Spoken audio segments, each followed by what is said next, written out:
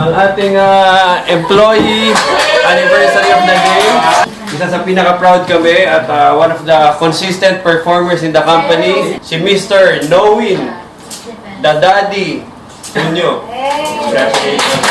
Matanda na ako dito sa kumpanya. Kalahin ko, sir, nakaabot ako ng 5 years.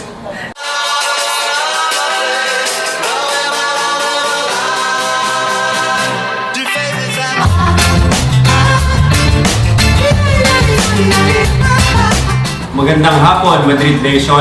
Andito na naman tayo sa panibagong episode. Our work tip for the day is how to deal with deadline. Actually, siguro kayo, marami naman sa inyo makaka-relate on how to properly deal or manage your deadlines. Kasi, ang tanong nga, bakit ganon? Hirap tayong i-meet yung mga deadlines natin. And of course, alam naman natin na ang deadline ang katapat oras. Di ba?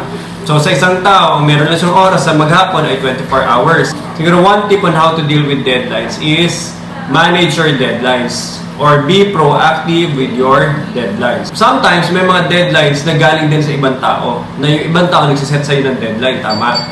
So first thing that you can do, negotiate your deadlines. So mahirap kasi niyan, after mo makipag-meet sa isang tao, tatanggapin mo na lang kung kailan yung deadline na yun. At ang simula pa lang, in order to properly deliver your deadlines, dapat kaya mong i-negotiate yung deadlines bago mo tanggapin. So in short, manage your deadline and be proactive with your deadlines. If you want to watch more videos, click here. And if you want to subscribe to our daily videos, please subscribe here. At kung gusto niyo maging part ng Madrid Philippines family, click here.